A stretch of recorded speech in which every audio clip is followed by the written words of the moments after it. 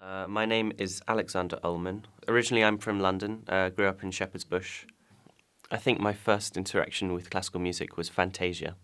It's crazy because, you're hearing these pieces that you know now. And last time I saw it was when I was about 3 or 4 years old and just realized that was probably my first interaction with classical music. So started playing the piano when I was 6.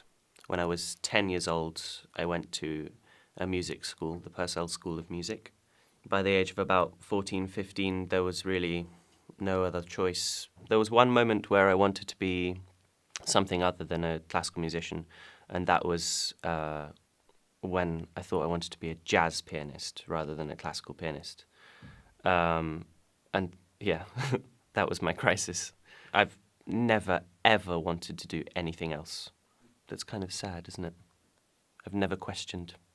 I have lucky cufflinks, and I bent them the other week. It was awful. One of them, I nearly broke it, which was very scary. But I try not to wear them too much because it's ridiculous. Also, if I lose them, then that'll be very bad. I do wear them for my most important concerts, actually, yeah. They're the cufflinks that I've had since I was about 11. I have magic cufflinks. I mean, I have lucky cufflinks, which they're not magic, obviously, but I try not to use them too much because otherwise it might become something serious that I have a problem with. I've had these blue cufflinks for 12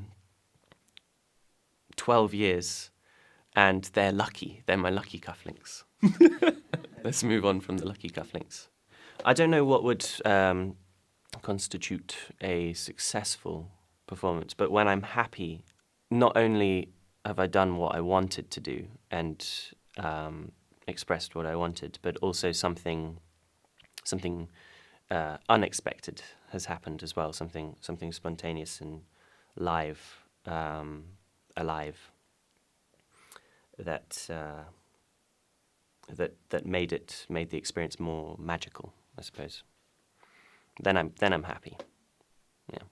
It's funny, you said there's a reaction in the audience when people listen to pop music or rock music or whatever in a concert. It's the louder they are, the better the reaction. It's but the opposite is true in classical music, I think, is the more silence there is, the better. You can always feel something from the audience. You can always feel their reaction, and the silence from them can be electric.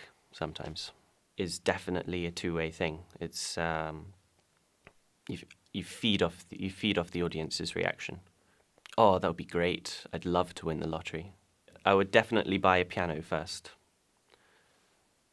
£100,000 Steinway concert grand. But then I'd need a house to put it in, so I'd probably need to buy one of those as well. I think I'd have to get the house first because otherwise I'd have nowhere to put the piano. Okay, I'll get a mortgage on the house. I don't know. I think we're overcomplicating it. The idea that I'm going to win the lottery anyway is sort of. It's actually really good to not play. Sometimes to have a break. Usually, the greatest advances come after having not played for a few days. But what do? I like socializing. So, any situation where I can just go and sit somewhere and drink something and talk to someone is probably how I relax, yeah. Yeah? Okay. Am I meant to create some kind of... So it's a non-talking piano.